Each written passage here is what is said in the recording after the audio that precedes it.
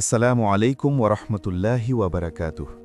হে পবিত্র ও ঈমানদার হৃদয়ের মানুষেরা, আমাদের আজকের গল্পের গভীরে যাওয়ার আগে এবং এটা দেখার আগে যে কিভাবে অজ্ঞতা নূরের বা অন্তর্দৃষ্টির উপহাস করে এবং কিভাবে আল্লাহ ধৈর্যশীলদের ভাঙা হৃদয় জোড়া দেন, আসুন আমরা এই মজলিসকে সুবাসিত করি এবং আমাদের জিহ্বাকে সজ্জিত করি সেই মহান নবীর প্রতি দরুদ ও সালাম পেশ করে, যাকে দেখার জন্য আমাদের আকুলতা, যিনি সেই দিন আমাদের সুপারিশকারী হবেন যেদিন ধনসম্পদ বা সন্তান সন্ততি কোনো কাজে আসবে না। তিনি আমাদের প্রিয় নবী হজরত মুহাম্মদ সাল্লাল্লাহু আলাইহি ওয়াসাল্লাম।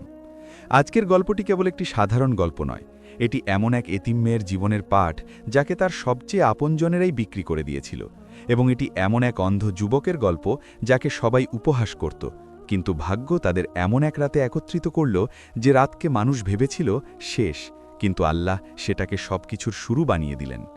আপনারা কানের আগে হৃদয় দিয়ে শুনুন কিভাবে আল্লাহ তাদের জন্য সুন্দর প্রতিদান পাঠান যারা তার ফয়সালায় সন্তুষ্ট থাকে, এবং কিভাবে তিনি অন্ধকারের গভীর থেকে এমন আলো বের করেন যা চক্ষুষ্মানদের পথ দেখায়। আপনারা কি তৈরি? চলুন আল্লাহ নামে শুরু করি। এক নির্জন গ্রামে, যেখানে পাহাড়গুলো নিশ্চল আর উপত্যকাগুলো গভীর, সেখানে সালমা নামে এক মেয়ে বাস করত। সে ছিল অপরূপ সুন্দরী, কিন্তু ভাগ্য তার কপালে লিখেছিল এতিম হওয়া আর দারিদ্র্য। তাই তাকে থাকতে হতো তার পাষাণ হৃদয়ের চাচার কাছে। তার চাচা সাখার ছিল এমন এক লোক যে দয়া কি তা জানত না। তার স্ত্রী জাহরা ছিল তার চেয়েও বেশি নিষ্ঠুর। তারা সালমার জীবনকে অসহনীয় নরকে পরিণত করেছিল। তাকে ভাইজির মতো নয়, বরং একজন দাসীর মতো ব্যবহার করা হতো। সে ঘুমানোর জন্য পেত বাড়ির সবচেয়ে ঠান্ডা কোণটি। সালমা এই অত্যাচার এক অদ্ভুত ধৈর্যের সাথে সহ্য করত। সে তার সান্ত্বনা খুঁজে পেত আল্লাহর সাথে নিভৃত প্রার্থনায়। গভীর রাতে সে তার জায়নামাজে চোখের পানি ফেলত এবং এমন এক মুক্তির অপেক্ষা করত যা কোথা থেকে আসবে সে জানত না, কিন্তু সে বিশ্বাস করত তা আসবেই। গ্রামের অপর প্রান্তে বাস করত বদর নামে এক যুবক। সে ছিল সুদর্শন এবং এক সম্ভ্রান্ত পরিবারের সন্তান, কিন্তু ছোটবেলায় এক তীব্র জ্বরে আক্রান্ত হয়ে আল্লাহ তার দৃষ্টিশক্তি কেড়ে নিয়েছিলেন, ফলে সে অন্ধ হয়ে যায়। অন্ধ হওয়া সত্ত্বেও বদরের ছিল এক প্রখর অন্তর্দৃষ্টি এবং পবিত্র হৃদয়। সে ছিল কুরআনের হাফেজ এবং সে কুরআনের অর্থ নিয়ে গভীরভাবে চিন্তা করত। তার তিলাওয়াতের সুর মানুষের হৃদয় জয় করে নিত। কিন্তু গ্রামের মানুষ তাকে দেখত করুণা আর উপহাসের দৃষ্টিতে। কেউ নিজের মেয়েকে বদরের সাথে বিয়ে দেওয়ার সাহস করত না।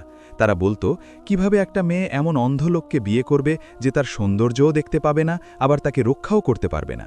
তারা তার চরিত্র, ধর্মভীরুতা আর বংশমর্যাদা ভুলে গিয়ে শুধু তার অন্ধত্বকেই বড় করে দেখত। বদরের মা ফাতিমা তার একমাত্র ছেলেকে এভাবে একা বড় হতে দেখে খুব কষ্ট পেতেন। তিনি সিদ্ধান্ত নিলেন নিজেই ছেলের জন্য মেয়ে খুঁজবেন। কিন্তু যার দরজায় তিনি কড়া নাড়লেন, সব দরজা তার মুখের ওপর বন্ধ হয়ে গেল। এমনটি গরিবরাও মানুষের কথার ভয়ে রাজি হল না। একদিন বদরের মা সালমার কথা শুনলেন, সেই এতিম মেয়েটির সৌন্দর্য আর ধৈর্যের কথা। তিনি সাখরের বাড়িতে গেলেন এবং আল্লাহর কাছে দোয়া করতে করতে দরজায় কড়া নাড়লেন। চাচার স্ত্রী জাহরা গোমরা মুখে বেরিয়ে এলো। ফাতিমা বিনীতভাবে বললেন, আমি আপনাদের ভাইজি সালমাকে আমার ছেলে বদরের জন্য চাইতে এসেছি। জাহরা উপহাসের সাথে হেসে উঠল এবং বলল, বদর, সেই অন্ধটা, তুমি কি পাগল হয়েছ?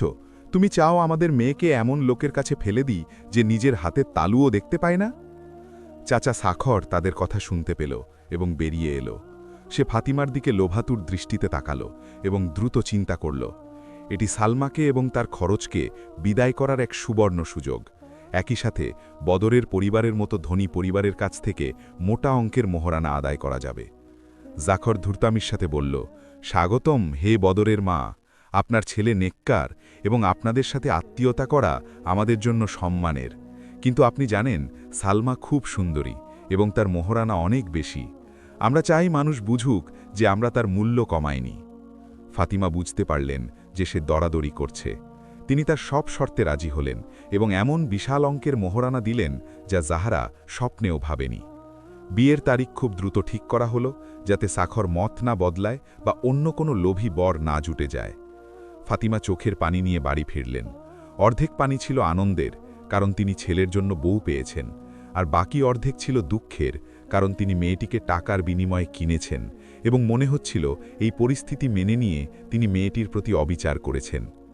যখন তিনি ছেলে বদরকে জানালেন, বদর শান্তভাবে জিজ্ঞেস করল, মা, সে কি রাজি? সে কি নিজের ইচ্ছায় আমাকে গ্রহণ করেছে? ফাতিমার জিহ্বা সত্য বলতে পারল না। তিনি বললেন, হ্যাঁ বাবা, সে তোমাকে নিয়ে খুব খুশি। অন্যদিকে সেই অত্যাচারের বাড়িতে জাহারা সালমাকে খবরটি দিল। সে ব্যঙ্গ করে বলল, আমরা তোমার জন্য বর খুঁজে পেয়েছি। তোমার বিয়ে হচ্ছে অন্ধ বদরের সাথে। নিজেকে তৈরি করো, শীঘ্রই তুমি এই বাড়ি ছেড়ে তোমার অন্ধ স্বামীর সেবা করতে যাবে। খবরটি সালমার ওপর বজ্রপাতের মতো পড়ল। অন্ধ? সে অন্ধ স্বামীকে বিয়ে করার ভয়ে কাঁদল না। সে কাঁদল কারণ সে বুঝতে পারল তাকে বিক্রি করা হয়েছে।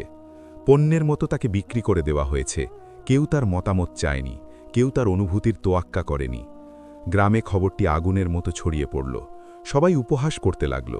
সুন্দরী এতিম মেয়ে বিয়ে করছে অন্ধকে, তারা বলাবলি করল। বেচারি সালমা, চাচার নরক থেকে পালিয়ে এখন অন্ধত্বের আর একাকিত্বের নরকে দিয়ে পড়ল। কেউ এর চেয়ে ভালো কিছু আশা করেনি। সালমা তাদের ফিসফিসানি আর হাসি শুনতে পেত, যা তার হৃদয় ছিঁড়ে ফেলত। কিন্তু সে তার একমাত্র অস্ত্র, নামাজ আর দুয়ার আশ্রয় নিল। সে সিজদায় গিয়ে বলল, হে আমার রব, তুমি আমার জন্য এটা পছন্দ করেছ, তাই এর মধ্যেই তুমি কল্যাণ রাখো এবং আমাকে তার জন্য একজন নেককার স্ত্রী বানিয়ে দাও। বিয়ের দিন এলো। বড় কোনো উৎসব হলো না, শুধু গ্রামের কিছু মহিলা কৌতূহলবশত দেখতে এলো অন্ধের বউকে কেমন লাগে। করুণার দৃষ্টি সালমাকে প্রতিটি মুহূর্তে অনুসরণ করছিল, আর সে মূর্তির মতো চুপচাপ বসেছিল। সালমা খুব সাধারণ পোশাক পরেছিল, বেশি সাজগোজ করেনি, কারণ তার হৃদয় ছিল গভীর চাপা কষ্ট। চাচি তাকে নিষ্ঠুরভাবে ধরে কানে কানে বলল, এই বাড়িতে আর ফিরে আসার কথা চিন্তাও করো না, এখন থেকে তোমার জায়গা ওই অন্ধ স্বামীর কাছে। তাকে বদরের বাড়িতে নিয়ে যাওয়া হলো। বাড়িটি ছিল বড় এবং সুন্দর, সেখান থেকে সুগন্ধি আসছিল। মা ফাতিমা তাকে উষ্ণ আলিঙ্গনে স্বাগত জানালেন এবং কপালে চুমু খেলেন। সালমা প্রথমবারের মতো কিছুটা নিরাপত্তা অনুভব করল, কিন্তু তার হৃদয় তখনও ভয়ে কাঁপছিল। ফাতিমা তাকে বাসর ঘরে নিয়ে গেলেন। ঘরটি খুব যত্ন করে সাজানো ছিল, বিছানা ছিল পরিপাটি। ফাতিমা স্নেহভরা কণ্ঠে বললেন, আজ থেকে এটা তোমার ঘর মা, বদার ভেতরে অপেক্ষা করছে, তুমি তার জন্য প্রশান্তি আর নিরাপত্তা হয়ে থেকো। সালমা বিছানার এক কোণে বসে তার অজানা ভাগ্যের অপেক্ষা করতে লাগল। সে অতিথিদের চলে যাওয়ার শব্দ শুনছিল। ধীরে ধীরে বাড়িতে নীরবতা নেমে এলো, শুধু তার দ্রুত হৃৎস্পন্দন শোনা যাচ্ছিল।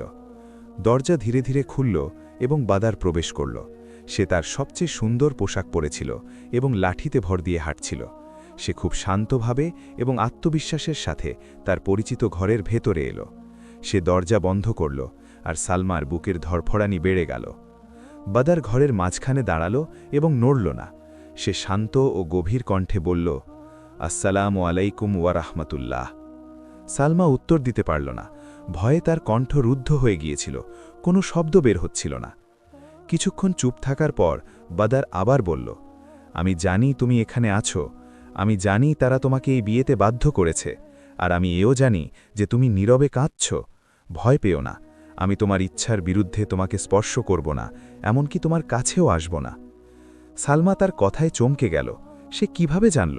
সে কিভাবে তার কান্না অনুভব করল, যেখানে সে তাকে দেখতেই পাচ্ছে না? সে তার মুখের দিকে না তাকিয়েই তার হৃদয়ের কথা পড়ে ফেলেছে। তার কথাগুলো সালমার কল্পনা ও আশঙ্কার চেয়ে সম্পূর্ণ আলাদা ছিল। বাদার একই শান্ত স্বরে বলে চলল, হে সম্মানিত পরিবারের মেয়ে, তারা তোমাকে বিক্রি করে তোমার প্রতি অবিচার করেছে, আর আমিও তোমাকে কেনার সম্মতি দিয়ে অবিচার করেছি, কিন্তু আল্লাহ জানেন অন্তরে কি আছে। আজকের রাত আমাদের বাসর রাত নয়, বরং এটি তোমার স্বাধীনতার রাত। সে দরজার কাছে গিয়ে সেটি খুলে দিল, তারপর বলল, তুমি স্বাধীন। তুমি চাইলে সম্মানের সাথে বোন হিসেবে এই বাড়িতে সকাল পর্যন্ত থাকতে পারো, তারপর তোমার পথ তুমি বেছে নেবে। দরজা খোলাই আছে, আর যদি এখনই চলে যেতে চাও, কেউ তোমাকে বাধা দেবে না। তারপর সে শান্তভাবে ঘুরে ঘরের এক কোণে গেল, জায়নামাজ বিছিয়ে নামাজে দাঁড়িয়ে গেল। সে সালমাকে এক বিস্ময়ের মধ্যে রেখে দিল। সামনে খোলা দরজা আর এমন এক সুযোগ যা সে স্বপ্নেও ভাবেনি। এই ঘটনা তার সব হিসাব নিকাশ উল্টে দিল। সালমা জমে গিয়ে দাঁড়িয়ে রইল। সে একবার খোলা দরজার দিকে তাকালো, আর একবার নামাজরত বদরের পিঠের দিকে। বদরের বলা কথাগুলো তখনও তার কানে বাজছিল। তুমি স্বাধীন, এই শব্দটি সে জীবনে কখনো শোনেনি। এই গভীর রাতে সে কোথায় যাবে? সে কি তার চাচা আর চাচির নরকে ফিরে যাবে? অসম্ভব। সে কি এই জনশূন্য পথে পথে ঘুরবে? সে একা মেয়ে, তার কোনো শক্তি নেই, সামর্থ্য নেই, তার পরিণতি হবে ধ্বংস। সে বদরের দিকে তাকালো। সে সিজদায় গিয়ে তার রবের সাথে কথা বলছে, বিনীত কণ্ঠে এমন সব আয়াত তেলাওয়াত করছে যা সালমা পুরোপুরি বুঝতে না পারলেও অনুভব করল যে সেগুলো তার ভয়ে আর দ্বিধায় জ্বলা হৃদয়ে শান্তির বাড়িধারা হয়ে ঝরছে। এই মানুষটি অন্য পুরুষদের মতো নয়। সে প্রথমবারের মতো তার মধ্যে সেই অন্ধ মানুষটিকে দেখল না যাকে সবাই উপহাস করে, বরং সে দেখল একজন মানুষকে, এমন এক পুরুষকে যার এমন এক হৃদয় আছে যা সাধারণ চোখ দেখতে পায় না এবং যা ভাষায় প্রকাশ করা যায় না। এমন এক পুরুষ যে তার দুর্বলতাকে সম্মান করেছে, সুযোগ নেয়নি। খুব ধীর গতিতে কোনো শব্দ না করে সালমা হাত বাড়িয়ে দরজাটি আলতো করে বন্ধ করে দিল। তারপর সে নিজের জায়গায় বসে রইল, তার নামাজ শেষ হওয়ার অপেক্ষায়। সে সিদ্ধান্ত নিয়ে ফেলেছে, সে থাকবে, কারণ তার অন্য কোনো জায়গা নেই বলে নয়, বরং কারণ সে এখানে নিরাপত্তা অনুভব করেছে। বদর নামাজ শেষ করল এবং জায়নামাজেই বসে রইল। সে সালমার দিকে ফিরল না, কিন্তু শান্ত স্বরে বলল, তুমি দরজা বন্ধ করেছ? এর মানে কি তুমি থাকার সিদ্ধান্ত নিয়েছ, নাকি শুধু রাতের অন্ধকারকে ভয় পাচ্ছ? সালমা প্রথমবারের মতো সাহস সঞ্চয় করল এবং কাপা কাপা গলায় বলল, বরং আমি থাকার সিদ্ধান্ত নিয়েছি, কারণ আমি আপনার মতো এমন কোনো পুরুষ দেখিনি যে আমার দুঃখ আর ভয়কে এভাবে সম্মান করে। আপনি আমাকে মানুষ হিসেবে দেখেছেন, টাকার বিনিময়ে কেনা দাসী হিসেবে নয়। বদর কিছু মুহূর্ত চুপ থাকল, তারপর বলল, আলহামদুলিল্লাহ। তাহলে তুমি বিছানায় ঘুমাও সালমা, ওটা তোমার। ভয় পেও না, আমি এখানেই মেঝেতে ঘুমাবো। আমি তোমার কাছে আসব না। তুমি আল্লাহর জিম্মায়, তারপর আমার জিম্মায়। সালমা দ্বিধায় পড়ে গেল। সে কিভাবে বিছানায় ঘুমাবে আর বদর মেঝেতে? সে লজ্জিত হয়ে বলল, এটা ঠিক নয়, এটা আপনার বিছানা, আমি মেঝেতে ঘুমাবো। আপনি বাড়ির মালিক আর আমি অতিথি। বদর মৃদু হাসল এবং বলল, অতিথির সম্মান আছে, আর তুমি অতিথি নও, তুমি আমানত। আমাদের প্রিয় নবী সাল্লাল্লাহু আলাইহি ওয়াসাল্লাম নারীদের সাথে সদ্ব্যবহারের ওসিয়ত করেছেন। শান্তিতে ঘুমাও, কাল সকালে আমরা আবার কথা বলবো। আল্লাহ সব সমস্যার সমাধান করে দেবেন। সালমা তার কথায় হার মানল। সে পোশাক পরেই বিছানার এক কোণে শুয়ে পড়ল এবং চাদর দিয়ে মুখ ঢেকে নিল। তার খুব অদ্ভুত লাগছিল। বাসর রাতে তার স্বামী মেঝেতে ঘুমাচ্ছে, কিন্তু সে এমন এক প্রশান্তি অনুভব করল যা সে আগে কখনো পায়নি। গভীর রাতে সালমার ঘুম ভাঙল এক মৃদু কান্নার শব্দে। এ কান্না দুর্বলতার কান্না নয়, বরং গভীর ভক্তির কান্না। বদর তখনও জায়নামাজে বসে দোয়া করছিল। সে শুনল বদর বলছে, হে রব, আমি তার হৃদয়ে তোমার কাছে আমানত রাখলাম, তুমি তার ভাঙা মন জোড়া লাগিয়ে দাও। সালমার চোখ দিয়ে আবার নীরবে অশ্রু গড়িয়ে পড়ল। তবে এবারের কান্না ছিল মুগ্ধতার। এই অন্ধ মানুষটির অন্তর্দৃষ্টি কত প্রখর! সে মুখের অবয়বের চেয়েও বেশি কিছু দেখে। সে আত্মার ক্ষত দেখতে পায় এবং তার জন্য এমন আন্তরিকভাবে দোয়া করে যা সে তার আপনজনদের কাছেও পায়নি। সকালে পাখির ডাকে তার ঘুম ভাঙল। সে দেখল বদর ঘরে নেই। সে তাকে না জাগিয়েই নিঃশব্দে বেরিয়ে গেছে। সালমা উঠে বিছানা গোছালো, তারপর লজ্জাজড়িত পায়ে বাইরে এলো। দেখল মা ফাতিমা তাকে হাসি মুখে স্বাগত জানাচ্ছেন। ফাতিমা বললেন, শুভ সকাল নতুন বউ, ঘুম ভালো হয়েছে তো? সালমা ফাতিমার দয়ালু মুখের দিকে তাকালো এবং মিথ্যা বলতে লজ্জা পেল। যদি সে হ্যাঁ বলে, সে মাথা নিচু করে রইল, কোনো উত্তর দিল না। বুদ্ধিমতী মা বুঝতে পারলেন কোনো একটা ব্যাপার আছে। ফাতিমা তাকে রান্নাঘরে নিয়ে গেলেন এবং স্নেহের সাথে বললেন, মা, আমি জানি তুমি নিজের ইচ্ছায় এই বাড়িতে আসনি। আমি এও জানি যে বদর কোনো মেয়ের স্বপ্নের রাজপুত্র নয়, কিন্তু তার হৃদয়টা সোনার। সে বিয়ে করতে রাজি ছিল না। সে বলতো, আমি কোনো মেয়ের জীবনে অন্ধকার আনতে চাই না, কিন্তু আমিই জোর করেছিলাম। আমি তাকে সুখী দেখতে চেয়েছিলাম। দয়া করে তাকে একটা সুযোগ দাও মা। সালমা মাথা নাড়ল এবং বলল, খালাম্মা, তিনি কতই না ভালো সন্তান। আল্লাহর কসম, আমি তার মধ্যে ভালো ছাড়া আর কিছু দেখিনি। তিনি আমাকে এমন সম্মান দিয়েছেন যা আমার বাবা বেঁচে থাকলে হয়তো দিতেন। ফাতিমার মুখ উজ্জ্বল হয়ে উঠল। তিনি অনুভব করলেন তার দোয়া কবুল হয়েছে। প্রথম কিছুদিন এভাবেই কাটল। সালমা ঘরে বিছানায় ঘুমাত আর বদর অন্য কোণে মেঝেতে। বদর তার সাথে অত্যন্ত সম্মানের সাথে আচরণ করত। গলার স্বর উঁচু করত না, কোনো আদেশ করত না, বরং অনুরোধ করত। সালমা ভালোবাসা ও সন্তুষ্টির সাথে তাকেও তার মায়ের সেবা করত। সে তাদের জন্য রান্না করত, ঘর পরিষ্কার করত।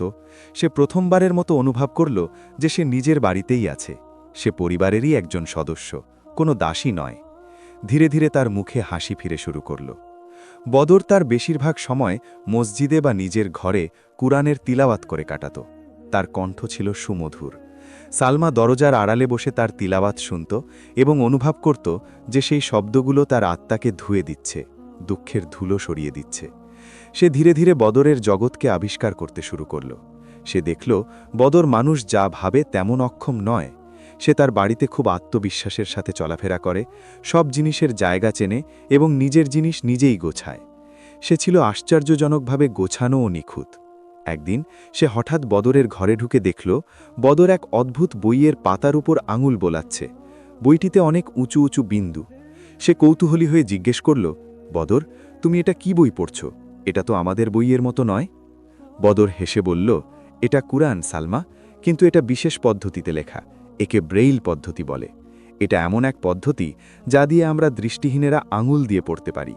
এই বিন্দুগুলোই আমাদের অক্ষর, যা দিয়ে আমরা আল্লাহর কথা দেখতে পাই। সালমা মুগ্ধ হয়ে গেল। সে তার পাশে বসল এবং তাকে শেখাতে অনুরোধ করল কিভাবে এই বিন্দুগুলো শব্দ তৈরি করে। বদর ধৈর্যের সাথে তাকে বোঝাতে শুরু করল। সালমা দেখল বদরের আঙুলগুলো দ্রুত গতিতে লাইনের উপর দিয়ে চলছে। সে অনুভব করল তার সামনে এক নতুন জগৎ খুলে যাচ্ছে। সেই মুহূর্তে অনিচ্ছাকৃতভাবে সালমার হাত বদরের হাত স্পর্শ করল। সে দ্রুত হাত সরিয়ে নিল এবং প্রচণ্ড লজ্জাবোধ করল। বদরও লজ্জিত হয়ে চুপ হয়ে গেল। এটিই ছিল তাদের মধ্যে প্রথম স্পর্শ, একটি নিষ্পাপ স্পর্শ, কিন্তু এটি তাদের হৃদয়ে এক অদ্ভুত অনুভূতির জন্ম দিল। সালমা অনুভব করল এই মানুষটি কেবল ধর্মের জ্ঞানী নয়, সে জীবনেরও জ্ঞানী। সে তার প্রতিবন্ধকতাকে শক্তিতে পরিণত করেছে এবং তার অন্ধকার জগৎকে আলোয় ভরিয়ে দিয়েছে, যে আলো দিয়ে সে নিজে শেখে এবং অন্যকে শেখায়। সে বদরের দিকে মুগ্ধতার দৃষ্টিতে তাকাতে শুরু করল। তার চোখে বদর আর সেই করুণার পাত্র অন্ধ মানুষটি রইল না, বরং সে হয়ে উঠল সেই বীর যে অন্ধকারকে জয় করেছে। এমন এক পুরুষ যে তাকে শিখিয়েছে চোখের দৃষ্টির চেয়ে অন্তরের দৃষ্টি বড়, আর আসল আলো চোখের আলো নয়, হৃদয়ের আলো।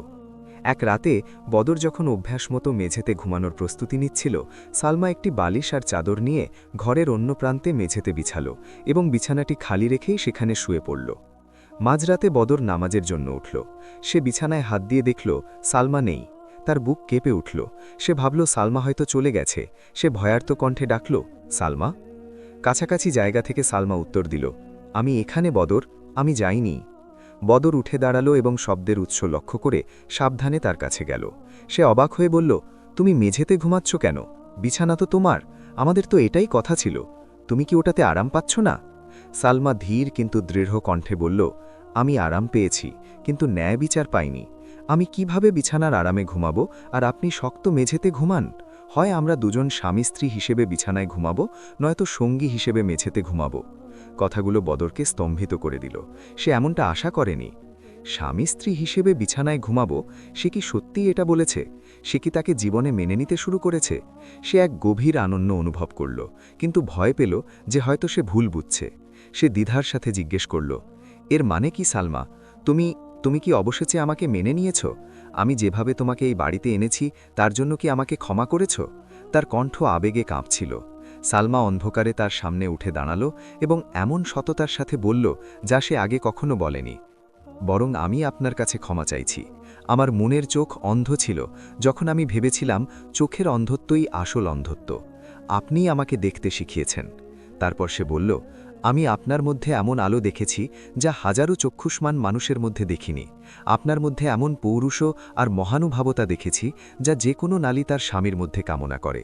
আর আমি আপনাকে আমার স্বামী হিসেবে গ্রহণ করছি। বদর নিজেকে ধরে রাখতে পারল না। সে হাঁটু গেড়ে বসে পড়ল, দুই হাত আকাশের দিকে তুলে শব্দ করে কেঁদে ফেলল। সে কাঁদল আনন্দে, আল্লাহর শুকরিয়ায়, যিনি ধৈর্যের পর তাকে এত সুন্দর প্রতিদান দিয়েছেন এবং সালমার মনকে তার দিকে ঘুরিয়ে দিয়েছেন।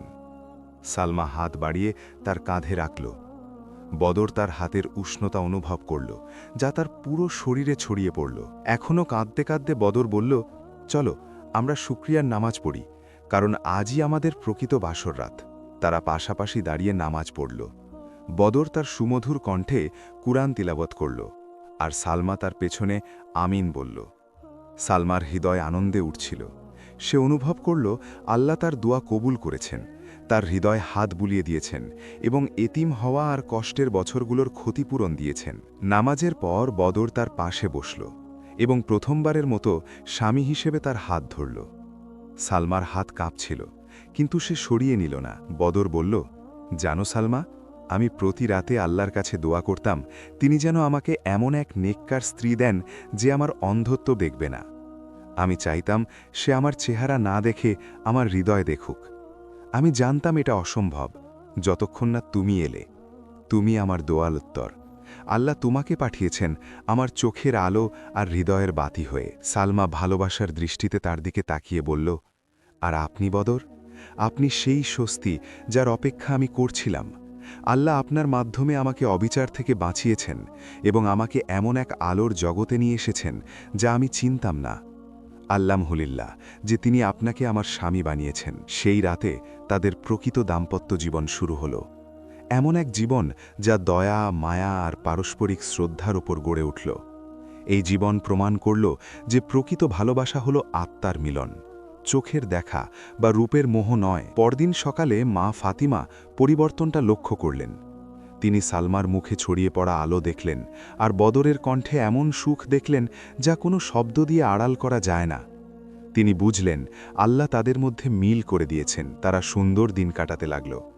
সালমা হয়ে উঠল বদরের দুই চোখ যা দিয়ে সে পৃথিবী দেখে। সে তাকে ফুলের রং, আকাশের গড়ন, মানুষের হাসির বর্ণনা দিত। আর বদর ছিল তার অন্তর্দৃষ্টি যা দিয়ে সে আল্লাহর প্রজ্ঞা দেখত। সে তাকে কুরআন শেখাত, অর্থ বোঝাত। বদর আর একা ঘর থেকে বেরোত না, সালমার হাত তার হাতে থাকত। তারা গ্রামের রাস্তায় একসঙ্গে হাঁটত, মানুষের দৃষ্টির তোয়াক্কা না করে। মানুষের দৃষ্টি এখন উপহাস আর করুণা থেকে বিস্ময় আর শ্রদ্ধায় পরিণত হয়েছে। কিভাবে এই দম্পতি ভালোবাসার উদাহরণ হয়ে উঠল? যেসব মহিলারা তাদের ছেলেদের জন্য বদরকে প্রত্যাখ্যান করেছিল, তারা এখন হিংসার দৃষ্টিতে সালমার দিকে তাকাত। কিভাবে সে অন্ধ স্বামীর সাথে সুখ খুঁজে পেল? তারা বুঝতে পারেনি যে সুখ স্বামীর ধন সম্পদে নয়, বরং তার দেওয়া নিরাপত্তা আর সম্মানে। বিয়ের 1 বছর পর সালমা গর্ভবতী হল। সারা বাড়িতে আনন্দের বন্যা বয়ে গেল। ফাতিমা খুশিতে আত্মহারা, আর বদর শুকরিয়ায় সিজদায় লুটিয়ে পড়ল। সে সালমাকে বাচ্চাদের মতো কোলে তুলে সারা ঘর ঘুরল। সে তার অতিরিক্ত যত্ন নিত, তাকে ভারী কিছু তুলতে দিত না, যা খেতে চাইতো এনে দিত। সে সালমার পেটে কান পেতে বলতো, তুমি কি আমাকে শুনতে পাচ্ছ বাবা? আমি তোমার বাবা, তোমাকে দেখার আগেই আমি তোমাকে ভালোবাসি। সালমা আবেগে কেঁদে ফেলত। আল্লাহ তাকে বাবার স্নেহের অভাব পূরণ করে দিয়েছেন, এমন এক স্বামীকে দিয়ে যে একাধারে বাবা, স্বামী এবং বন্ধু। আর তার এতিম জীবনে দিয়েছেন এক উষ্ণ পরিবার ও ভালোবাসায় ভরা জীবন। কিন্তু ভাগ্য তাদের জন্য নতুন পরীক্ষা লুকিয়ে রেখেছিল, এমন এক পরীক্ষা যা তাদের সব অভিজ্ঞতার চেয়ে কঠিন। গর্ভাবস্থার ৫ম মাসে সালমা ভীষণ অসুস্থ হয়ে পড়ল। তীব্র জ্বরে সে কয়েকদিন অজ্ঞান হয়ে রইল। বদর এক মুহূর্তের জন্যেও তার পাশ ছাড়েনি। সে তার কপালে জলপট্টি দিত, দিনরাত তার শিয়রে বসে কুরআন পড়ত আর কাঁদত, হে আল্লাহ, তুমি আমাকে তাকে দিয়ে পরীক্ষা করো না। আমার দৃষ্টি নিয়েছ, সব নিয়ে নাও, কিন্তু তাকে আমার কাছ থেকে নিও না। 3 দিন পর সালমার জ্ঞান ফিরল। জ্বর কেটে গেছে, কিন্তু সে অনুভব করল কিছু একটা বদলে গেছে। সে চারপাশে তাকিয়ে দেখল বদরের ফ্যাকাশে মুখ আর মায়ের কান্না ভেজা চোখ। তারপর সে নিজের পেটের দিকে তাকালো। সেই পরিচিত ফোলা ভাব আর নেই।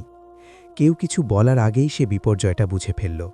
সে তার সন্তান হারিয়েছে, যে শিশুটির জন্য সে এতদিন অপেক্ষা করেছিল, যে ছিল তাদের ভালোবাসার ফসল। সে মারা গেছে। সে এমন এক চিৎকার দিল যা বাড়ির দেয়াল কাঁপিয়ে দিল। তারপর কান্নায় ভেঙে পড়ল। বদর তাকে শক্ত করে বুকে জড়িয়ে ধরল। সেও তার সাথে কাঁদল, শুধু সন্তান হারানোর জন্যে নয়, বরং তার স্ত্রী ও প্রিয়ার কষ্টের জন্য। সালমাকে কষ্ট পেতে দেখে সে ভেতর থেকে ছিঁড়ে যাচ্ছিল, অথচ তার কষ্ট লাঘব করার জন্য সে কিছুই করতে পারছিল না। গ্রামের মানুষ নতুন করে নিন্দার সুযোগ পেল। তারা বলল, এটা এতিম আর অন্ধের বিয়ের অভিশাপ, এটা টিকবে না। আল্লাহ চান না এই সম্পর্ক থাকুক। তাদের কথাগুলো খঞ্জরের মতো তাদের হৃদয়ের ক্ষত আরও গভীর করে দিল। এমনকি তার চাচা সাখর আর স্ত্রী জাহরাও তাকে দেখতে এলো। সান্ত্বনা দিতে নয়, বরং কাটা ঘায়ে নুন ছিটাতে। জাহরা শীতল কণ্ঠে বলল, এটাই তোমার শাস্তি। তুমি আমাদের ছেড়ে ওই অন্ধকে বেছে নিয়েছিলে, তাই আল্লাহ তোমাকে সন্তান থেকে বঞ্চিত করলেন। তুমি একাই মরবে, যেমন একা ছিলে। সালমা এই নিষ্ঠুরতা সহ্য করতে পারল না। সে তাদের ঘর থেকে বের করে দিল এবং আবার ভেঙে পড়ল। সে গভীর বিষণ্ণতায় ডুবে গেল, খাওয়া দাওয়া, কথা বলা বন্ধ করে দিল এবং নিজেকে ঘরের মধ্যে বন্দি করে ফেলল। পানির অভাবে ফুলের মতো সে শুকিয়ে যেতে লাগল। বদর তাকে সান্ত্বনা দেওয়ার চেষ্টা করল, আল্লাহর কথা, ধৈর্যের কথা শোনানোর চেষ্টা করল, কিন্তু সে অন্য জগতে ছিল, দুঃখ আর হতাশার জগতে। প্রথমবারের মতো বদর প্রকৃত অক্ষমতা অনুভব করল। তার মনে হল তার অন্ধত্ব তাকে সালমার হৃদয়ে পৌঁছাতে বাধা দিচ্ছে। এক অন্ধকার রাতে যখন সে সালমার বন্ধ দরজার বাইরে বসেছিল, সে শুনল সালমা ফিসফিস করে কাঁদছে আর বলছে, কেন আল্লাহ, কেন তুমি আমার কাছ থেকে কেড়ে নিলে? আমি কি মা হওয়ার যোগ্য নই? আমাকে একা রাখাই কি তোমার শাস্তি? সালমার এই হৃদয় বিদারক কথাগুলো বদর শুনতে পেল। সে ভেতরে ঢুকল না, বরং দরজার কাছে বসে একটু উচ্চস্বরে কুরআন পড়তে শুরু করল। সে সূরা আদ-দোহা বেছে নিল। শপথ দিনের আলোর এবং রাতের, যখন তা নিঝুম হয়। তোমার রব তোমাকে পরিত্যাগ করেননি এবং তোমার প্রতি বিরূপ হননি। সে এমন এক স্বরে পড়ছিল যা বিশ্বাসে পরিপূর্ণ। সেই স্বর সরাসরি সালমার আত্মার সাথে কথা বলছিল। আর নিঃসন্দেহে শেষের সময়টি তোমার জন্য প্রথমটির চেয়ে উত্তম। শীঘ্রই তোমার রব তোমাকে এত দেবেন যে তুমি খুশি হয়ে যাবে। সে এই আয়াতটি বারবার কান্নাজড়িত কিন্তু দীর্ঘ কণ্ঠে আবৃত্তি করতে লাগল। কথাগুলো সালমার দুঃখী হৃদয়ে গিয়ে পৌঁছাল। শীঘ্রই তোমার রব তোমাকে এত দেবেন যে তুমি খুশি হয়ে যাবে। তার মনে হল আল্লাহ সরাসরি তার সাথে কথা বলছেন, তাকে আশ্বাস দিচ্ছেন এবং তার ক্ষতে হাত বুলিয়ে দিচ্ছেন। আল্লাহ যেখানে তাকে সন্তুষ্টি পর্যন্ত দেওয়ার ওয়াদা করছেন, সেখানে সে কিভাবে হতাশ হতে পারে? সে নিজের অধৈর্যতার জন্য লজ্জিত হল। তিনি কি তোমাকে এতিম অবস্থায় পাননি, অতঃপর আশ্রয় দেননি? তার এতিম জীবনের কথা মনে পড়ল, আর কিভাবে আল্লাহ তাকে বদরের বাড়িতে আশ্রয় দিয়েছেন। তিনি তোমাকে পথহারা পেয়েছিলেন, অতঃপর পথ দেখাইয়েছেন। বিয়ের দিনের বিভ্রান্তির কথা মনে পড়ল, আর কিভাবে বদরের কথার মাধ্যমে আল্লাহ তাকে পথ দেখাইয়েছেন। তিনি তোমাকে অভাবী পেয়েছিলেন, অতঃপর ধনী করেছেন। তার দারিদ্র্যের কথা মনে পড়ল, আর কিভাবে আল্লাহ তার ভালোবাসায় তাকে ধনী করেছেন। সে আর থাকতে পারল না, উঠে দরজা খুলল এবং স্বামীর বুকে ঝাঁপিয়ে পড়ে অনুতাপের কান্নায় ভেঙে পড়ল। সে কাঁদতে কাঁদতে বলল, আমাকে মাফ করে দাও বদর। হে আল্লাহ, আমাকে মাফ করো। আমি হতাশ হয়েছিলাম, আপত্তি করেছিলাম এবং সব নিয়ামত ভুলে গিয়েছিলাম। বদর তাকে শক্ত করে জড়িয়ে ধরে স্নেহের সাথে বলল, এমন বলো না প্রিয়তমা। হারানোর কষ্টে দুঃখ পাওয়া মানুষের স্বভাব, কিন্তু ঈমান আমাদের সেই দুঃখের ঊর্ধ্বে তুলে ধরে। আল্লাহ আমাদের পরীক্ষা করেছেন আমাদের ধৈর্য দেখার জন্য। চলো আমরা তাকে আমাদের সেরাটা দেখাই। সেই রাতে তারা নতুন করে প্রতিজ্ঞা করল যে সুখে দুঃখে তারা একসঙ্গে থাকবে। এই বিপদের উপর ধৈর্য ধরাকে তারা আল্লাহর নৈকট্য লাভের উপায় বানাবে এবং আল্লাহর ফায়সালা যাই হোক তাতে সন্তুষ্ট থাকবে, তার প্রজ্ঞা ও দানে বিশ্বাস রাখবে। মাস গড়িয়ে বছর গেল, তাদের জীবনে আবার প্রশান্তি ফিরে এলো, কিন্তু একটা গভীর ক্ষত রয়েই গেল। মা হওয়ার স্বপ্ন প্রতি রাতে সালমাকে তাড়া করত। সে সিজদায় দোয়া করত, হে রব, আমাকে একা রেখো না, তুমিই তো শ্রেষ্ঠ ওয়ারিশ। বদর তার নীরব কষ্ট লক্ষ্য করল এবং তাকে এই অবস্থা থেকে বের করার জন্য কিছু করতে চাইল। একদিন সে বলল, সালমা, তুমি আমাকে শিখিয়েছ কিভাবে তোমার চোখ দিয়ে পৃথিবী দেখতে হয়। আজ আমি তোমাকে শেখাতে চাই কিভাবে আমার আঙুল দিয়ে পৃথিবী দেখতে হয়। সে তাকে ব্রেইল পদ্ধতিতে পড়া শেখাতে শুরু করল। সালমা আশ্চর্যজনক দ্রুততায় শিখতে লাগল, যেন সে এটার জন্যই জন্মেছে। সে এই উঁচু বিন্দুগুলোর মধ্যে এক নতুন জ্ঞান খুঁজে পেল, এমন এক জ্ঞান যা রং বা আকৃতির ওপর নির্ভর করে না, বরং গভীর অনুভূতির ওপর নির্ভর করে। সে ঘণ্টার পর ঘণ্টা নিজে নিজে কুরআন পড়তে লাগল। প্রথমবারের মতো সে প্রতিটি অক্ষর অনুভব করল এবং প্রতিটি শব্দ নিয়ে চিন্তা করল। সে এর মধ্যে সান্ত্বনা ও প্রশান্তি খুঁজে পেল এবং অনুভব করল যে সে আল্লাহর আগের চেয়েও বেশি কাছে পৌঁছেছে। কয়েক মাসের প্রশিক্ষণে সালমা ব্রেইল পদ্ধতিতে পড়া ও লেখায় দক্ষ হয়ে উঠল। সে শুধু পাঠকই রইল না, বরং অনুলিপিকারক হয়ে উঠল। সে কুরআনের অংশবিশেষ অনুলিপি করতে লাগল, যাতে তা তার স্বামী ও অন্য অন্ধদের কাজে লাগে। একদিন গ্রামে এক অচেনা লোক এলো। তিনি ছিলেন একজন সম্মানিত শাইখ। দেখে মনে হচ্ছিল তিনি সফর করে এসেছেন। তিনি বদর ও তার জ্ঞানের কথা শুনে তাকে একটি জরুরি কাজের জন্য ডাকতে এসেছেন।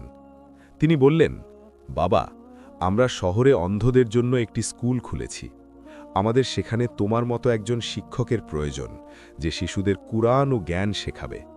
আর আমাদের এমন একজনকে দরকার যে তাদের জন্য বই অনুলিপি করবে। আমি তোমার ও তোমার স্ত্রীর কথা শুনেছি। তোমরা কি আমাদের সাথে গিয়ে ওই শিশুদের জন্য আলো হতে রাজি আছো? বদর সালমার দিকে তাকালো। সে তার মুখে এমন উৎসাহ দেখল যা অনেক দিন দেখেনি। আল্লাহ তাদের জন্য কল্যাণের এক নতুন দরজা খুলে দিয়েছেন, এমন এক দরজা যা তাদের এই উপহাসের গ্রাম থেকে আশার শহরে নিয়ে যাবে, এমন এক দরজা যা দিয়ে তারা তাদের সময় ও জীবনকে কাজে লাগাতে পারবে। তারা তৎক্ষণাৎ রাজি হল এবং যাত্রার প্রস্তুতি নিতে শুরু করল। মা ফাতিমার জন্য বিষয়টি সহজ ছিল না, কিন্তু তিনি সন্তানদের খুশিতে খুশি হলেন এবং তাদের সাথে যাওয়ার সিদ্ধান্ত নিলেন।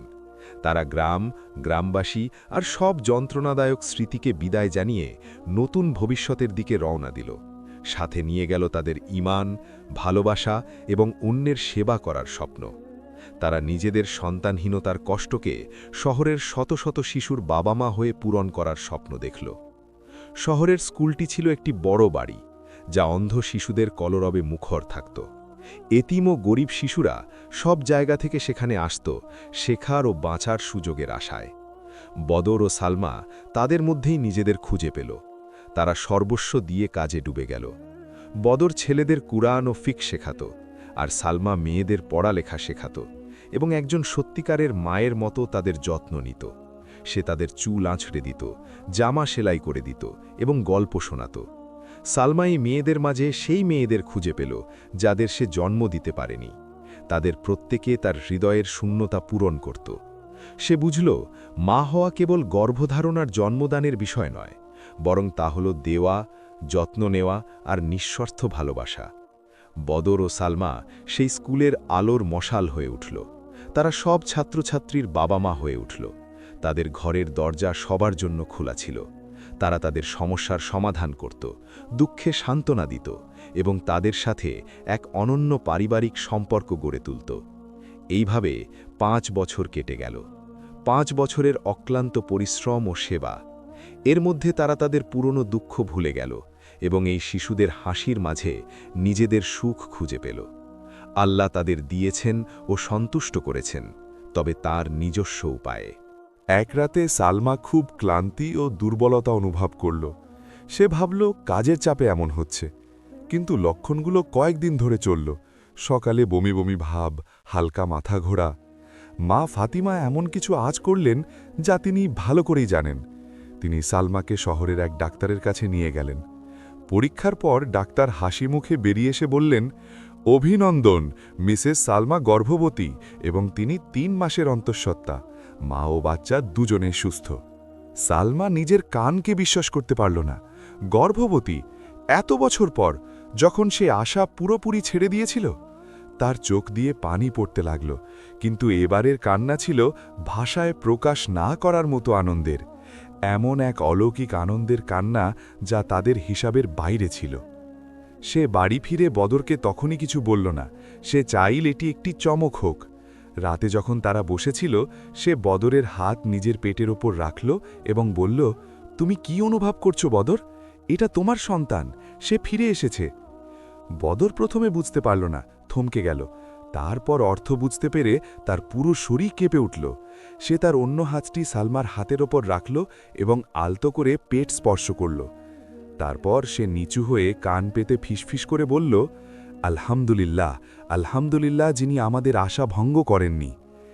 তাদের এবারের আনন্দ ছিল অনেক গভীর ও বিশাল, ধৈর্য ও বিশ্বাসের মিশেলে তৈরি আনন্দ। দীর্ঘ পরীক্ষার পর এই আনন্দ তাদের প্রমাণ দিল যে আল্লাহর দানে কোনো নির্দিষ্ট সময়সীমা নেই এবং তা সবসময় সঠিক সময়েই আসে।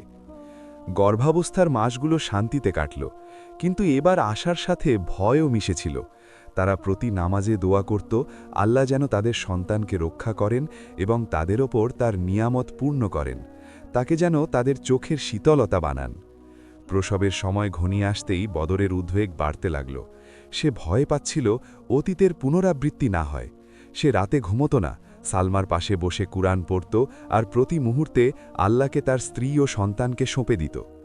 এক শীতের রাতে যখন বাইরে প্রবল বৃষ্টি হচ্ছিল, সালমার প্রসব ব্যথা উঠল। ফাতিমা ও বদর তাকে দ্রুত শহরের ছোট হাসপাতালে নিয়ে গেল।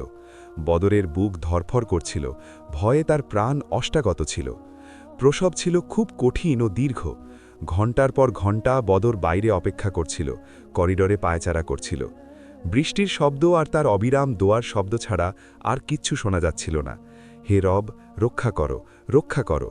প্রতিটি মিনিট তার কাছে মনে হচ্ছিল এক যুগের সমান। প্রথমবারের কষ্টের কথা মনে পড়ে সে ভয়ে কুঁকড়ে যাচ্ছিল। সে মেঝেতে বসে দুই হাতে মুখ ঢেকে ভাঙা হৃদয়ে রবের কাছে মিনতি করল, হে রব, আমাকে এমন ভার দিও না যা বহন করার ক্ষমতা আমার নেই। দীর্ঘ শ্বাসরুদ্ধকর অপেক্ষার পর লেবার রুমের দরজা খুলল এবং নার্স হাসি মুখে বেরিয়ে এলো। সে বলল, মুবারক হোক শায়েক বদর, আল্লাহ আপনাকে যমজ সন্তান দিয়েছেন, একটি ছেলে একটি মেয়ে, যেন চাঁদের দুটি টুকরো। বদর বিস্ময়ে মাথা তুলল। যমজ? সে এটা কখনোই আশা করেনি। সে ভাঙা গলায় জিজ্ঞেস করল, আর আমার স্ত্রী, সে কেমন আছে? নার্স বলল, তিনি ভালো আছেন আলহামদুলিল্লাহ, একটু ক্লান্ত কিন্তু সুস্থ, আপনার জন্য অপেক্ষা করছেন। বদরের মনে হলো তার বুক থেকে পাহাড় সমান বোঝা নেমে গেছে। সে হাসপাতালের মেঝেই শুকরিয়ার সিজদায় লুটিয়ে পড়ল। কে দেখছে তা সে পরোয়া করল না। সে এমন আনন্দের কান্না কাঁদল যা বর্ণনা করা যায় না। তার রব তাকে দিয়েছেন, সন্তুষ্ট করেছেন এবং তার অনুগ্রহ বাড়িয়ে দিয়েছেন। সে ঘরে ঢুকে দেখল সালমা বিছানায় শুয়ে আছে, মুখে ক্লান্ত কিন্তু সুন্দর হাসি। তার পাশে দুটি ছোট দোলনা। সে কাছে গিয়ে কাঁপা আঙুলে তাদের ছোট ছোট মুখ স্পর্শ করল, তাদের ত্বকের কোমলতা অনুভব করল এবং তাদের শান্ত নিঃশ্বাস শুনতে পেল। সে সালমার হাত ধরে চুমু খেল, চোখের পানিতে দাড়ি ভিজিয়ে বলল, আলহামদুলিল্লাহ, তোমার সুস্থতার জন্য আমার চোখের আলো। আল্লাহ তোমার ও তাদের মাধ্যমে আমাকে সব কিছুর বিনিময় দিয়েছেন। তুমি আমাকে বাবা বানিয়েছ এবং পৃথিবীর সবচেয়ে ধনী মানুষ বানিয়েছ। সালমা দুর্বল কণ্ঠে হেসে বলল, বরং আলহামদুলিল্লাহ, যিনি আমাদের রিজিক দিয়েছেন এবং ধৈর্য ধারণ করিয়েছেন বদর। ওদের দিকে তাকাও, আল্লাহ আমাদের প্রতিটি দুঃখের ফোঁটার বদলে হাসির ঝর্ণা দিয়েছেন এবং প্রতিটি কষ্টের মুহূর্তের বদলে আশার মুহূর্ত দিয়েছেন। বদর ছেলের কানে আজান দিল এবং তার নাম রাখল ইউসুফ, নবী ইউসুফ আলাইহিসসালামের নামানুসারে, তার ধৈর্য ও সৌন্দর্যের স্মরণে। আর মেয়ের কানে আজান দিয়ে নাম রাখল মরিয়াম, বিবি মারিয়ামের পবিত্রতা ও সতীত্বের স্মরণে। এই নামগুলো ছিল ধৈর্য ও ত্যাগের গল্পের প্রতীক। সারা স্কুলে আনন্দ ছড়িয়ে পড়ল। শিশুরা তাদের নতুন ভাই বোনদের পেয়ে খুব খুশি হল। তারা কাঁচের ওপাশ থেকে তাদের দেখার জন্য পালা করে আসত এবং তাদের হাতে বানানো ছোট ছোট উপহার দিত। পরিবারটি আরও বড় এবং উষ্ণ হয়ে উঠল। বছরগুলো দ্রুত কেটে গেল। ইউসুফ ও মারিয়াম ভালোবাসা ও ঈমানে ভরা এক বাড়িতে এবং জ্ঞান ও কুরআনে মুখর এক স্কুলে বড় হতে লাগল। তারা ছিল খুবই মেধাবী, মায়ের সৌন্দর্য আর বাবার অন্তর্দৃষ্টি পেয়েছিল। তারা ছিল বাবা মায়ের চোখের মণি। বদর ও সালমা ইউসুফ, মারিয়াম এবং স্কুলের অন্য শিশুদের মধ্যে কোনো পার্থক্য করত না। তারা সবাই ছিল তাদের সন্তান। তারা একসাথে শিখত, একসাথে খেত, একসাথে খেলত। এটি ছিল এক বিশাল ও অনন্য পরিবার। ২০ বছর পর পরিস্থিতি সম্পূর্ণ বদলে গেল। সেই ছোট স্কুলটি এখন অন্ধদের জন্য এক বিশাল ইসলামী বিশ্ববিদ্যালয়ে পরিণত হয়েছে। বদর এখন আর শুধু একজন শিক্ষক নন, তিনি একজন সম্মানিত শায়েখ এবং এমন এক আলেম যাকে সব জায়গায় সম্মানের সাথে দেখা হয়। আর সালমা এখন ছাত্রীদের বিভাগের পরিচালিকা এবং হাজার হাজার মেয়ের আধ্যাত্মিক মা, যারা তার হাতে তৈরি হয়ে ডাক্তার, শিক্ষিকা ও বিজ্ঞানী হয়েছে। তাদের সবাইকে নিয়ে সে গল্প করে। ইউসুফ এখন এক শক্তিশালী যুবক, জ্ঞান ও প্রজ্ঞায় বাবার মতো। সে বিশ্ববিদ্যালয় পরিচালনায় বাবার ডান হাত হয়ে উঠেছে এবং বাবার পর এই আলোর মশাল এগিয়ে নেবার প্রস্তুতি নিচ্ছে। মরিয়াম একজন দক্ষ চক্ষু বিশেষজ্ঞ হয়েছে। সে গরিব ও অভাবীদের বিনামূল্যে চিকিৎসা করে। তার স্বপ্ন ছিল এমন কোনো চিকিৎসা আবিষ্কার করা যা তার বাবার দৃষ্টি ফিরিয়ে দেবে, যে বাবা কখনো তার মুখ দেখেনি কিন্তু সবসময় তাকে হৃদয় দিয়ে দেখেছে। একদিন শাইখ বদর যখন শহরের বড় মসজিদে দর্জ দিচ্ছিলেন, তখন এক বৃদ্ধ লোক সেখানে প্রবেশ করল। তার পরনে জরাজীর্ণ পোশাক, হাতে লাঠি। তার চেহারা ফ্যাকাশে এবং দারিদ্র্য ও অসুস্থতার ছাপ স্পষ্ট। লোকটি পেছনের সারিতে বসে শাইখ বদরের কথা শুনতে লাগল। যিনি সুমধুর ও প্রভাবশালী কণ্ঠে কোরআনের ব্যাখ্যা করছিলেন। দর্স শেষ হলে মানুষ চলে গেল, কিন্তু লোকটি বসে রইল এবং নীরবে কাঁদতে লাগল। ইউসুফ লোকটিকে লক্ষ্য করল। সে কাছে গিয়ে আলতো করে বলল, চাচা, আপনার কি কিছু লাগবে? আপনি কি অসুস্থ? আমি কি আপনাকে সাহায্য করতে পারি? বৃদ্ধ লোকটি মাথা তুলল এবং ইউসুফের দিকে দীর্ঘক্ষণ তাকিয়ে থেকে কান্নায় ফেটে পড়ল। ভাঙা গলায় লোকটি বলল, তুমি দেখতে একদম তার মতো। অনেক কাল আগে আমি এক যুবককে চিনতাম। সে দেখতে তোমার মতো ছিল। সে আমাদের গ্রামে থাকত, অন্ধ ছিল। তার নাম ছিল বদর। তুমি কি তাকে চেনো বাবা? ইউসুফ হেসে বলল, বদর আমার বাবা, আর এই মসজিদ, এই বিশ্ববিদ্যালয় সবই তার পরিশ্রম ও ইলমের ফল। কিন্তু আপনি কে চাচা? আর আমার বাবাকে কিভাবে চেনেন? আপনি কি আমাদের পুরনো গ্রামের? বৃদ্ধ লোকটি কেঁপে উঠল এবং বলল, আমি সাখার, তার স্ত্রী সালমার চাচা। ইউসুফ জমে গেল। সাখার? তার স্ত্রীর চাচা? সেই লোক যে মাকে বিক্রি করেছিল আপদ বিদায় করতে, যে মায়ের সব কষ্টের কারণ ছিল? ইউসুফের ভেতর প্রচণ্ড রাগ জেগে উঠল। তার ইচ্ছে হল তাকে ধরে বের করে দেয়। এত বছর পর সে এখানে আসার সাহস কিভাবে পেল? কিন্তু তার বাবার শিক্ষার কথা মনে পড়ল, ক্ষমা ও উদারতার কথা মনে পড়ল। সে নিজেকে সামলে নিল। ইউসুফ ঠান্ডা গলায় বলল, এতকাল পর আপনি বাবার কাছে কি চান? সাখার অপমানিত ও ভাঙা গলায় বলল, আমি তার কাছে ক্ষমা চাইতে এসেছি। আমি গরিব ও অসুস্থ হয়ে পড়ার পর আমার স্ত্রী আর সন্তানরা আমাকে বাড়ি থেকে বের করে দিয়েছে। আমার কেউ নেই। সে আরও বলল, আল্লাহ আমাকে আখিরাতের আগেই দুনিয়াতে শাস্তি দিয়েছেন। আমি একা, নিঃস্ব, ঘৃণিত হয়েছি। তখন আমার এতিম ভাইজির প্রতি আমার অন্যায়ের কথা মনে পড়ল। তাই আমি তাকে আর তার স্বামীকে খুঁজতে এসেছি, যাতে তাদের পায়ের কাছে মরতে পারি। হয়তো আল্লাহ আমাকে মাফ করবেন। ইউসুফ কি করবে বুঝতে পারছিল না। সে লোকটিকে নিয়ে বাবার বাড়িতে গেল। দরজায় দাঁড়িয়ে বলল, বাবা, দরজায় একজন মেহমান এসেছেন, অতীতের মেহমান। তার নাম সাখার। সালমা তার স্বামীর পাশে বসেছিল। নামটি শুনে তার পুরো শরীর কেঁপে উঠল। সাখার? তার চাচা এখানে? ২০ বছর পর? সেই নিষ্ঠুরতা আর অবিচারের পর? সে তার স্বামীর দিকে তাকালো, দেখল তার মুখে প্রশান্তি ও স্থিরতা। বদর তার শান্ত কণ্ঠে বলল, তাকে ভেতরে আসতে দাও ইউসুফ। একের পাপের বোঝা অন্যে বহন করে না। সে আমাদের মেহমান হয়ে এসেছে, আর মেহমানের সম্মানের অধিকার আছে, তার অতীত যাই হোক না কেন। তাকে নিয়ে এসো, দেখি সে কি নিয়ে এসেছে। সাখার টলটলেতে ভেতরে ঢুকল। যখন সে দেখল সালমা কত মর্যাদার সাথে বসে আছে, তার পাশে তার স্বামী মহান শাইখ, আর তাদের ঘিরে আছে তাদের যুবক ছেলে ও ডাক্তার মেয়ে, সে হাঁটু গেড়ে বসে পড়ল। সে বুঝতে পারল সে কত বড় নিয়ামতকে পায়ে ঠেলেছিল। সাখর হাঁটু গেড়ে বসে রইল। মাথা তুলে সালমার মুখের দিকে তাকানোর সাহস পেল না। সেই মুখ যাকে সে একসময় এতিম হওয়া আর কষ্টের তিক্ততা দিয়েছিল। সে কান্না ও অনুতাপে রুদ্ধ কণ্ঠে বলল, ক্ষমা করে দাও সালমা, মাফ করে দাও ভাইজি। সালমা নিজের জায়গা থেকে উঠে দাঁড়াল। সেই এতিম ভীত মেয়েটি আর নেই। এখন সেখানে দাঁড়িয়ে আছে এক মহীয়সী নারী, যার হৃদয় ইমানে আর মস্তিষ্ক জ্ঞানে পরিপূর্ণ। সে কাঁপতা থাকা চাচার কাছে গেল এবং শান্ত স্বরে বলল, মাথা তোলো চাচা, যেদিন আপনি আমাকে বাড়ি থেকে বের করে দিয়েছিলেন সেদিনই আমি আপনাকে মাফ করে দিয়েছি। আমি আপনাকে মাফ করেছি আল্লাহর সন্তুষ্টির জন্য, আপনার কাছে কিছু পাওয়ার আশায় নয়। কারণ আল্লাহই আমাকে আশ্রয় দিয়েছেন, ধনী করেছেন এবং রিজিক দিয়েছেন। সাখর নিজের কানকে বিশ্বাস করতে পারছিল না। এত দ্রুত ক্ষমা, এমন উদারতা যা সে স্বপ্নেও ভাবেনি। তার কান্না আরও বেড়ে গেল। সে বলল, কিন্তু আমি তোমার উপর জুলুম করেছি, টাকার বিনিময়ে তোমাকে বিক্রি করেছি, তোমার দুঃখে আনন্দ করেছি। তুমি এত সহজে কিভাবে মাফ করলে? তখন বদর তার প্রশান্তিময় গম্ভীর স্বরে কথা বলল, চাচা, আল্লাহ ধৈর্যশীলদের অপরিমিত পুরস্কার দেন। সালমা তার এতিম হওয়া আর আপনার জুলুমের ওপর ধৈর্য ধরেছে। সে তার অন্ধত্ব আর দারিদ্র্যের ওপর ধৈর্য ধরেছে। সে তার সন্তান হারানোর ওপর ধৈর্য ধরেছে।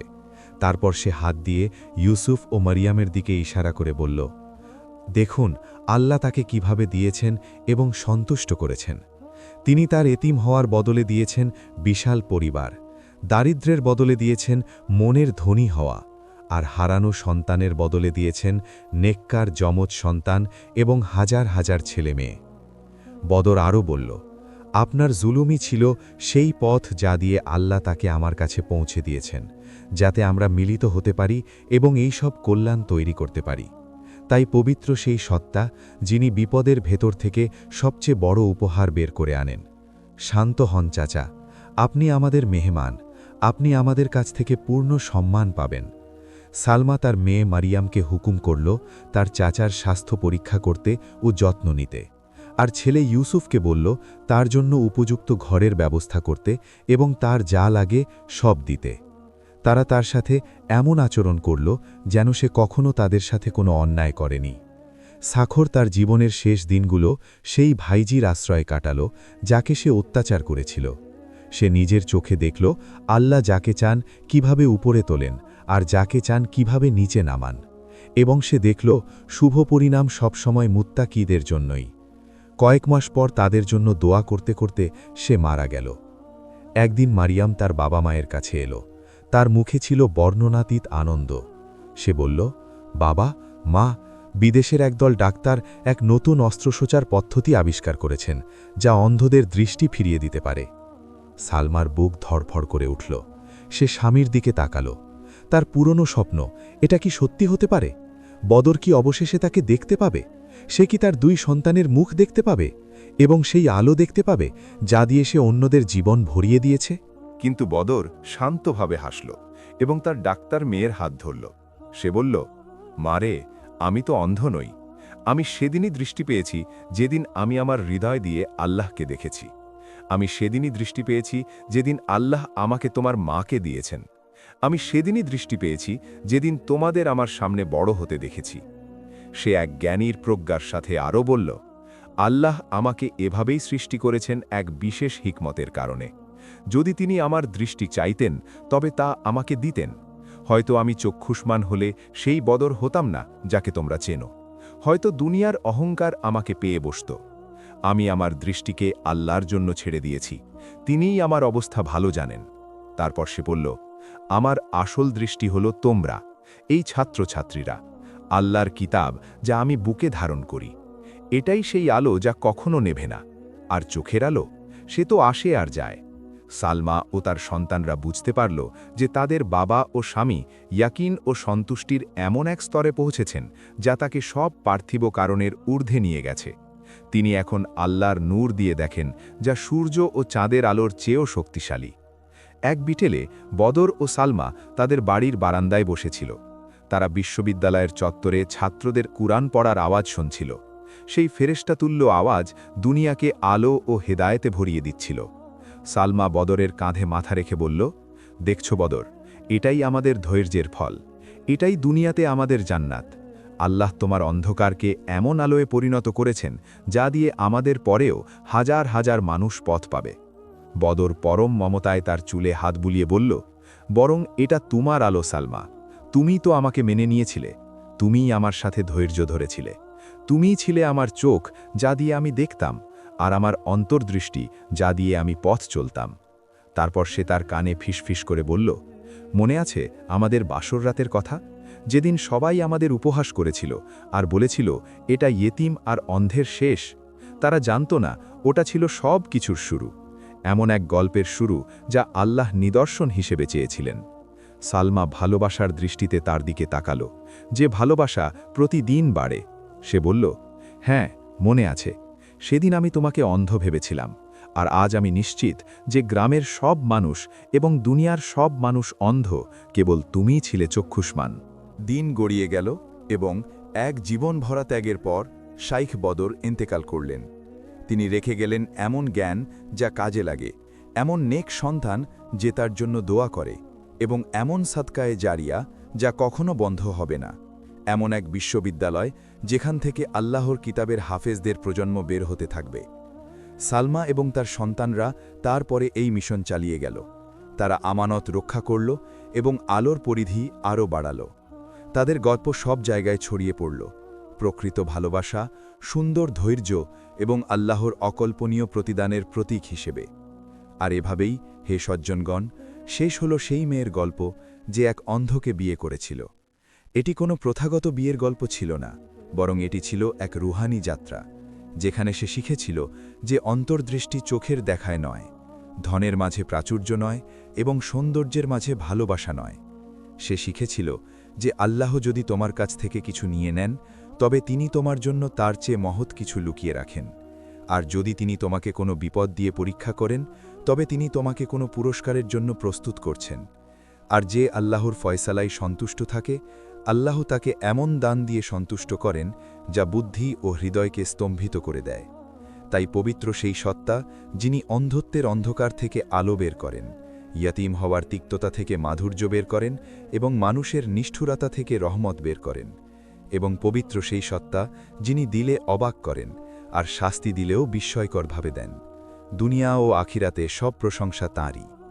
তোমরা তোমাদের হতের দিকে তাকিও না, বরং তোমাদের হৃদয়ের দিকে তাকাও, কারণ কত চক্ষুষ্মান মানুষ আছে যারা অন্তরে অন্ধ, আর কত অন্ধ আছে যারা আল্লাহর নূরে এমন কিছু দেখে যা চক্ষুষ্মানরা দেখে না। তাই আল্লাহর কাছে তোমাদের ভাগ্য সঁপে দাও এবং তাতে সন্তুষ্ট থাকো, তোমরা বিস্ময়কর কিছু দেখতে পাবে।